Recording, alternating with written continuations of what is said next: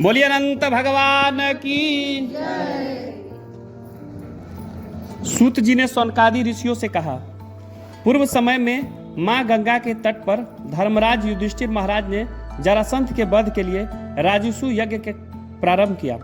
युधिष्ठिर ने भगवान श्री कृष्ण के सहित भीमसेन, अर्जुन आदि भाइयों के साथ अनेक रत्नों से शोभित मोती जड़ी हुई स्वर्ग के तुल्य बड़ी विशाल यज्ञशाला बनवाई।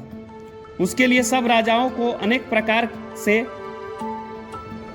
जीत कर ले आए। एक समय गांधारी और राजा धृष्टाट का पुत्र जो दुर्योधन नाम से विख्यात था, वह उस यज्ञशाला में आकर प्रांगण में जल की प्रतिमा देखकर वस्त्र को ऊंचा कर उस जगह से धीरे धीरे चलने लगा। यह देखकर द्रौपदी आदि स्त्रियां हंसने लगी और दुर्योधन आगे जल को भूमि जानकर उसमें गिर गया। यह देखकर सब राजा लोग तथा तप रूप ऋषिगण और द्रौपदी आदि सुंदर नेत्र वाली स्त्रियां भी हंसने लगी। यह देखकर महाराज राजा धीराज दुर्योधन अत्यंत क्रोधित होकर अपने मामा शकुनी के साथ अपने राज्य में जाने के लिए उद्यम हुआ। उसी समय शकुनी ने अत्यंत मधुर वचन में कहा, हे राजन, आगे बहुत कार्य करना है, इसीलिए आप महाक्रोध को त्याग करें। हे राजेंद्र, यज्ञशाला से अपने घर चलने के लिए उठिए। तब ऐसा ही सही कहकर राजा दुर्योधन ने राजाओं के साथ हस्तिनापुर जाकर राजा पांडु के श्रेष्ठ पुत्र युधिष्ठिर, भीमसेन, अर्जुन आदि को बुलाकर अपने राज्य में प्रसन्न होकर जुआ खेलने लगा। उस जुए में नहीं छल जिनसे ऐसे पांडवों का संपूर्ण धन और राज्य आदि जीत लिए। तदंतर भ्राताओं सहित युधिष्ठिर महान विपत्तियों को प्राप्त हो जंगल के बीच में वंचर जो अभिलादी के हैं उन्हें सदृष्ट रहने लगे। पांडवों के इस समाचार को सुनकर श्री कृष्ण वहां गए।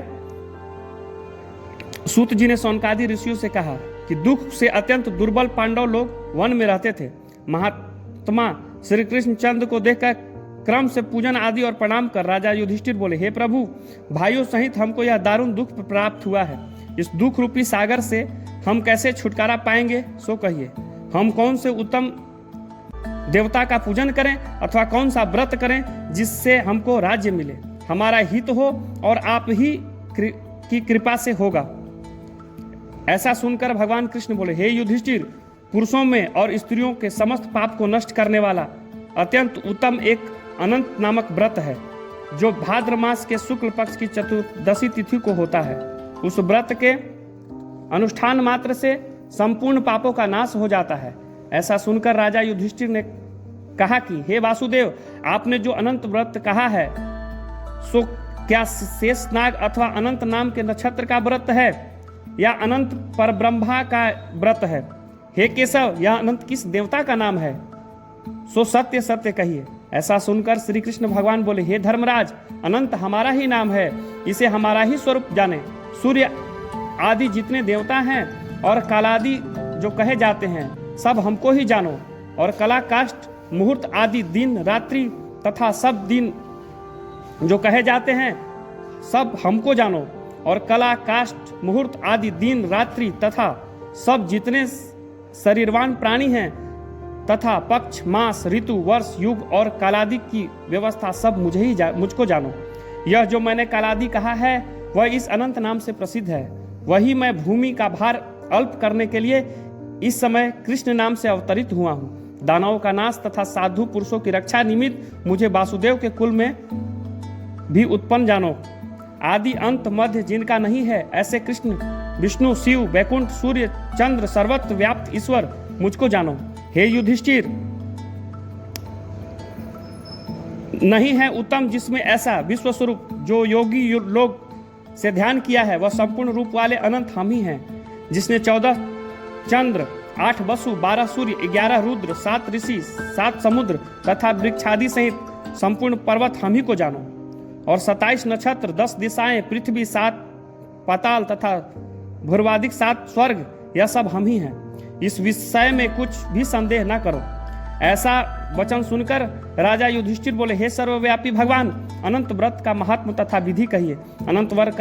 अनंत व्रत का अनुष्ठान करने वाले प्राणी को क्या पुण्य और क्या फल मिलता है, वह भी कहिए। पूर्व काल में यह अनंत व्रत किसने किया था और मृत्यु लोक में किसने प्रकाशित किया था, यह सब विस्तार पूर्वक कहिए। युधिष्ठिर के ऐसे वचन सुनकर के भगवान कृष्ण बोले कि सतयुग में सुमंत नाम का एक ब्राह्मण था। उसने अपने वशिष्ठ गोत्र में उत्पन्न दीक्षा नाम की भृगु ऋषि की कन्या के साथ वेदोवांत विधि से विवाह किया था। हे राजन, दीक्षा नाम की स्त्री से समय पाकर अनेक सुंदर लक्षणों से युक्त एक कन्या उत्पन्न हुई। वह शीला नाम की अत्यंत सुशीला कन्या पिता के घर बढ़ने लगी। उसकी पतिव्रता माता कालाज्वर के दाह से दुखी हो और नदी के जल में प्राण त्याग कर स्वर्ग को चली गई। तदंतर उस सुमंत नामक ब्राह्मण ने धर नाम की एक सुशीला नाम की कन्या से विधि विधान पूर्वक विवाह किया। वह स्त्री नाम की सुदृष्ट सुष्ट स्वभाव, कर्कश वचन बोलने वाली और बड़ी प्रचंड थी। वसीला नाम की कन्या पिता के घर गृह कार्य करने में बड़ी चतुर थी। वह आंगन बाहर दरवाजा के ऊपर देहली के ऊपर स्वास्तिक, शंख, कमल, नीले, सफेद और काले अनेक प्रकार के चिन्हों से लिख करके देखा करती थी। उसके अनंत इसी तरह बहुत दिन बीतने पर कौमारी अवस्था में प्राप्त वह शीला पिता के घर में बड़ी मंगल देने वाली हुई। उसको देखकर पिता सोचने लगे कि यह कन्या पृथ्वी में किस गुणवान वर को दे। ऐसा विचार करके वे दुखी हुए।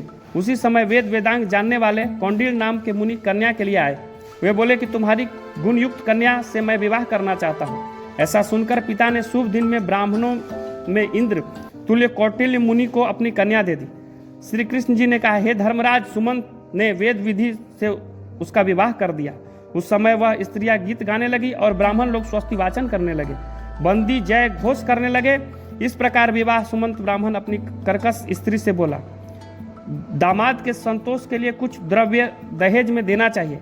यह सुनकर वह कर्कश क्रोध से घर की शोभा बिगाड़कर संपूर्ण द्रव्यादि पेटी में अच्छी तरह बंद कर दामाद से बोली कि आप अपने घर जाइए, हमारे घर में कुछ भी द्रव्य नहीं है। यह विश्वास न हो तो देख लीजिए। श्री कृष्ण ने कहा, हे पार्थ, ऐसा सुनकर मुनि उदास हुए और वह कन्या भोजन से बचे हुए अनादि को मार्ग में खर्च करती गई। कौंडिल्य मुनि ने उस सुमंत की कन्या शीला को बैलगाड़ी पर बैठा करके सने सने धीरे धीरे चलने लगे। जाते जाते पुण्यदायक यमुना नदी को देख करके उसके किनारे रथ खड़ा करके शिष्यों को नियुक्त करके वे स्नान संध्या आदि करने लगे। मध्या के समय भोजन जानकर रथ से उतरकर नदी किनारे शीला ने लाल वस्त्र पहने हुए स्त्रियों के समूह चतुर्दशी के दिन श्री जनार्दन भगवान का पूजन करते हुए देखा।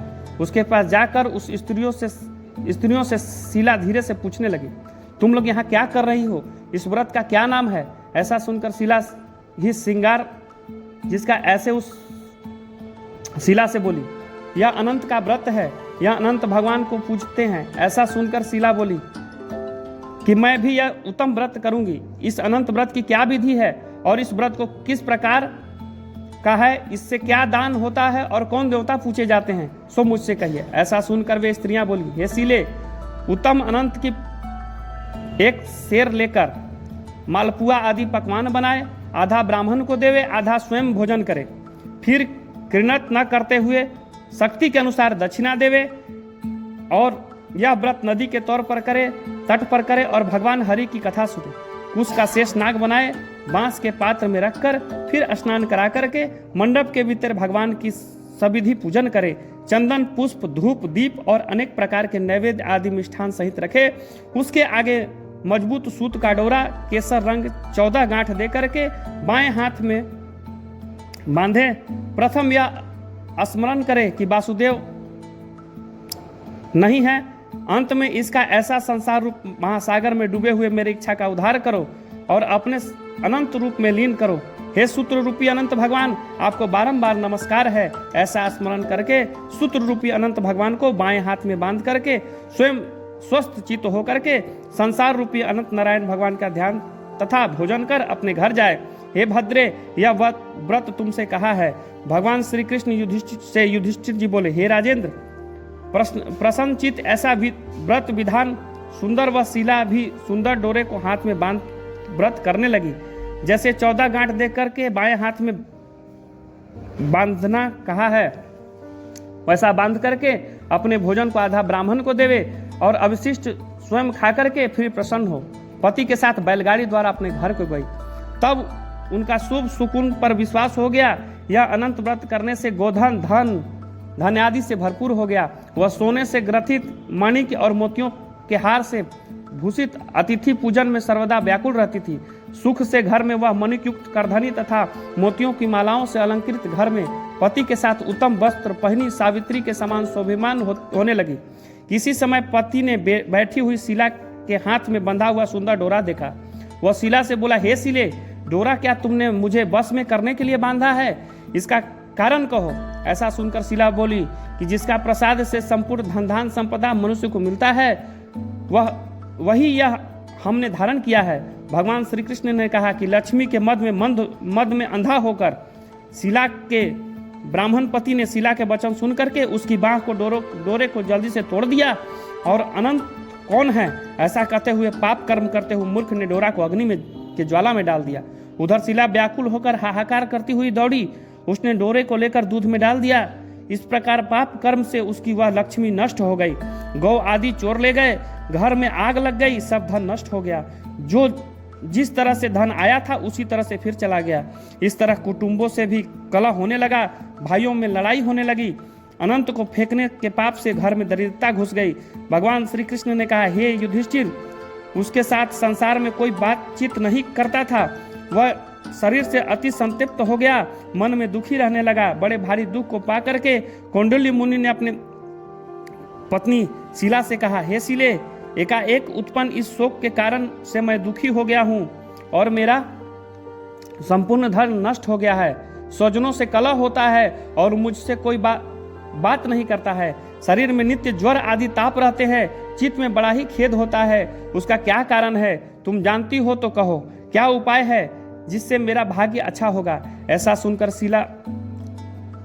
शीला ही आभूषण, जिसका ऐसा सुंदर स्वभाव वाली शीला पति से बोली, अनंत फेंकने का पाप कर्म से यह सब हुआ है। हे महाभाग, उसके लिए उपाय करें, तब फिर से सब ठीक हो जाएगा। ऐसा कहकर वह ब्राह्मण मन से हरि भगवान की शरण में गया और इसके अंतर वह कौटिल्य मुनि खेत को प्राप्त करके वन को गए।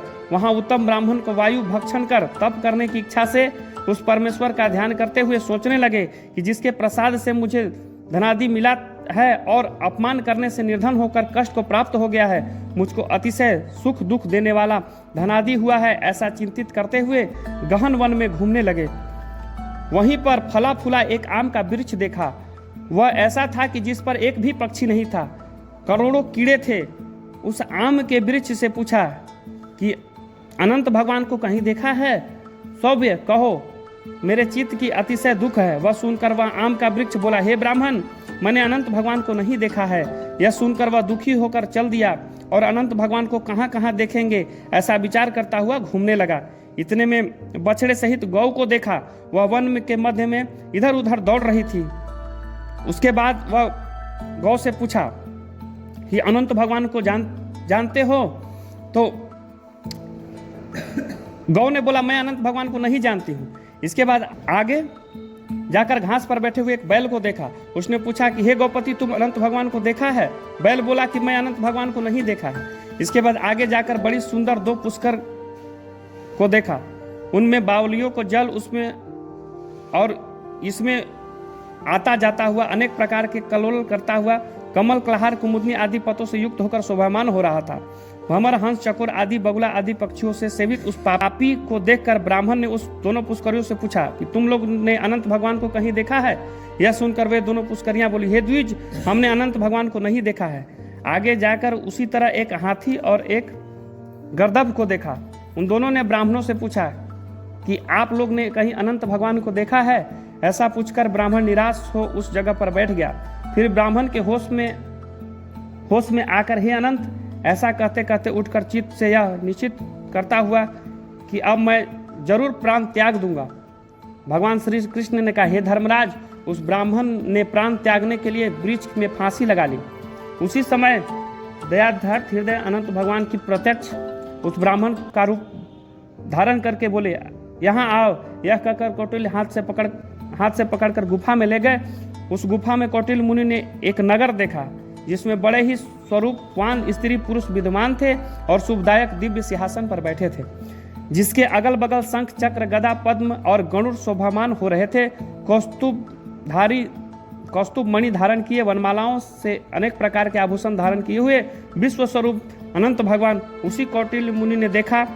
अतिशय प्रकाशमान स्वरूप वाले भगवान को देख करके आगे ऊंचे स्वर में बोला, हे प्रभु आपकी जय हो।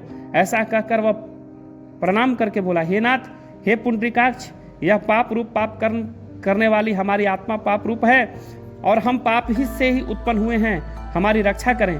आप मेरे संपूर्ण पापों को हरने वाले हैं। उस मुनि का वचन सुनकर अनंत देव बड़े कोमल वचन से बोले, हे विप्रेत, मत डरो, जो तुम्हारे मन में है कहो। ऐसा सुनकर कौटिल्य ऋषि बोले, हे प्रभु, मैंने धन से उन्मत्त हो अनंत का डोरा तोड़ दिया, उस पाप कर्म से मेरा धन नष्ट हो गया है। घर में अपने कुटुंबों से कलह होता है, जिसके कारण मुझसे कोई भी नहीं बोलता। इस तरह दुखी होकर आपके दर्शन की इच्छा करके मैं वन में भटक रहा हूँ। हे देवेंद्र, आपने कृपा करके अपना दर्शन दिया, अब मुझ पर दया करके उस पाप को शांति करने का उपाय कहिए। श्री कृष्ण भगवान बोले, हे युधिष्ठिर, भक्ति से प्रसन्न हो, देवता क्या नहीं देते। ऐसा उत्तम ब्राह्मण का वचन सुनकर के अनंत भगवान कहते हैं, हे कौंडिल्य, तुम विलंब मत करो, अब अपने घर जाओ और भक्ति से 14 वर्ष तक अनंत का व्रत करो। इससे संपूर्ण पापों से छूटकर पुत्र पौत्र से उत्पन्न कर इच्छित भोग को भोगो, उत्तम सिद्धि को प्राप्त करोगे। अंत में मेरा स्मरण करके मुझको बिना संदेह प्राप्त कर सकोगे। हम संपूर्ण लोगों के कल्याण के लिए तुमको वरदान देते हैं। यह शिला का अनंत व्रतादि श्रेष्ठ आख्यान और कल्याण करने वाला अनंत व्रत जो प्राणी सुनकर किया करेंगे, वह शीघ्र ही पापों से छूट करके परम गति को प्राप्त करेंगे। अनंत देव ने कहा कि हे ब्राह्मण, मेरे पाप जिस मार्ग से तुम यहाँ आए हो, उसी मार्ग से जल्दी से घर जाओ। ऐसा सुनकर कौंडिल्य मुनि ने, हे स्वामिन, मैं जो पूछता हूँ सो मुझे बताइए। जंगल में घूमते घूमते मैंने कुछ कौतूल देखा है। हे जगत गुरु, वह कहिए। वह आम का वृक्ष कौन है? वह गौ कौन थी? वह बैल कौन था? और कमल कुमुद प्रहार से सुशोभित परम सुंदर बड़े जंगल में मैंने 2 पुष्करनियां देखी हैं, सो क्या थी?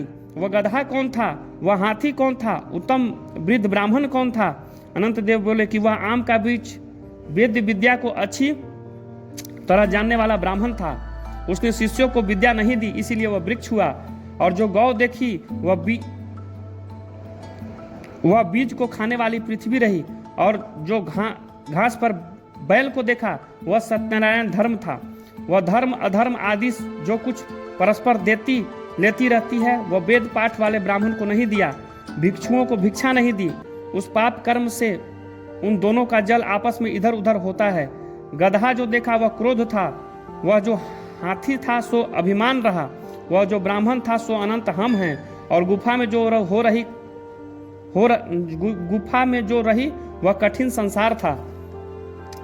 अनंत देव ऐसा बता करके उसी जगह अंतर्ध्यान हो गए।